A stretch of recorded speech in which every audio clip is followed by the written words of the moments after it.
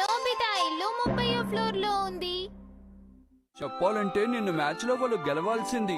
ఒక్క పాయింట్ లో ఓడిపోయారు కదా.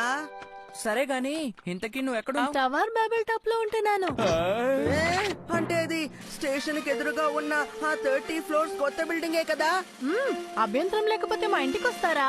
మేము వస్తాం. చూస్తుంటే ఇక్కడ నుంచి దృశ్యం భలే ఉంది. రాత్రిపూట చూస్తే ఇంకా అందంగా ఉంటుంది. మా ఇల్లు 30వ ఫ్లోర్ లో ఉంది. ఇక్కడ హై స్పీడ్ ఎలివేటర్ ఉంది. సూర్యుని వెలుగు కూడా బాగా వస్తుంది. ఇక్కడ ఆకాశంలో ఎగిరే పక్షులు బాగా కనిపిస్తాయి. నాకు ఈర్ష్యగా ఉంది. తన మీద నీకు అంత ఈర్ష్యగా ఉందా? నాకేమలా అనిపించట్లేదు. ఇదేమంత పెద్ద విషయం కూడా కాదు. కానీ మా నాన్నని ఇది కొనిపెట్టమనాలి. నాకు ఈ బిల్డింగ్ లో ఒక ఇల్లు కావాలి. సునియో కూడా ఈర్ష్య పడుతున్నాడా? చాలా వింతగా ఉంది కదా. అమ్మా, మనం ఒక కొత్త అపార్ట్మెంట్స్ కొనుక్కుని అక్కడికి వెళ్ళిపోదామా? చెప్పినంత తేలికేం కాదు. అపార్ట్మెంట్ ఖరీదెంతో నీకేమైనా తెలుసా నోబితా?